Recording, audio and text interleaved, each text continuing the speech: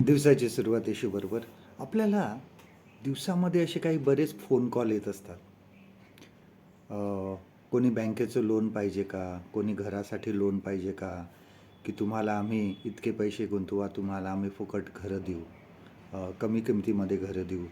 कधी म्हणतील की तुमचे पैसे जे आहे हे तुम्ही तुमचे 1 महिन्यात आम्ही डबल करून देऊ. आणि बोलणारे जे असतात हे इतके गोड बोलत असतात की जसं वाटतं की हे आपले मित्रच आहेत आणि आपलं भलं काहीतरी करायला ते करत आहेत आणि आपल्याला सर्व गोष्टी खऱ्या वाटतात. आणि अशामुळे बरेच लोक फसले गेले आहेत. परंतु जेव्हा आपण त्यांना नाही म्हणतो किंवा त्यांना अडचणीत टाकणारे असे प्रश्न आपण विचारायला लागतो, त्यावेळेस त्यांचा तो मैत्रीचा जो टोन असतो, बोलण्याचं जे मैत्रीचे भाव असतात ते हळूहळू निघून जातात आणि बऱ्याच वेळेस मग ते आपल्याशी उद्धटपणाने बोलतात. आणि त्यामुळे आपल्या जीवनामध्ये आपल्याला अनेक मित्र असतात, पण सगळेच मित्र असतात असे नाही, ते ओळखीचे लोक असतात. मित्र जे असतात हे वेगळे असतात. काही वेळा मित्र खूप कमी असतात, ओळखीचे 100 असतील, परंतु त्यामधून मित्र जे असतात हे 2 किंवा 3 जण असतात. आणि सगळेच आपले मित्र असतील असे नाही, कारण मित्र म्हणजे कोण की जो कुठल्याही वेळेस मदतीसाठी आपल्यासमोर उभा असतो, हे खरे मित्र असतात.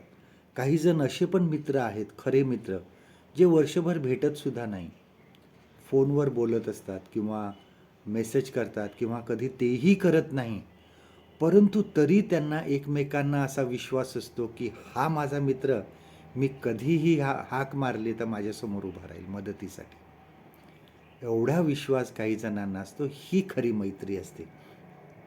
आणि बघा, खरी मैत्री काय हे प्रभू येशू ख्रिस्तानी सुद्धा सांगितलेलं आहे.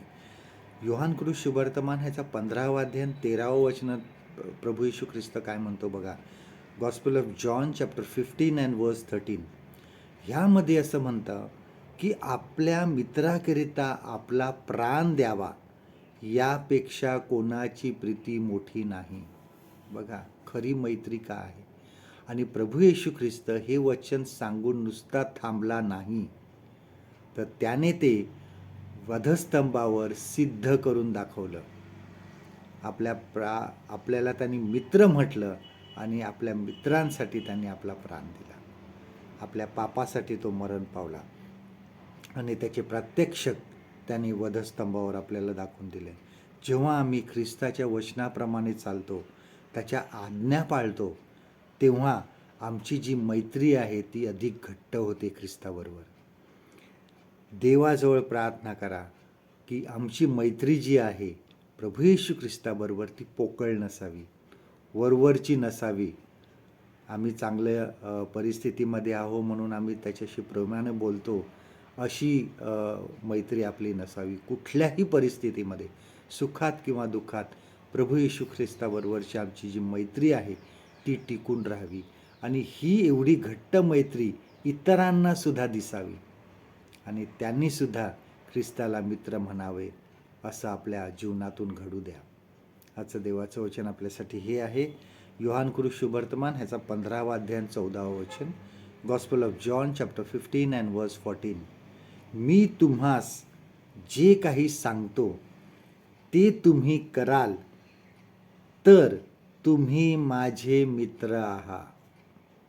परमेश्वर करो आजचा दिवस तुमचा आशीर्वादित करो.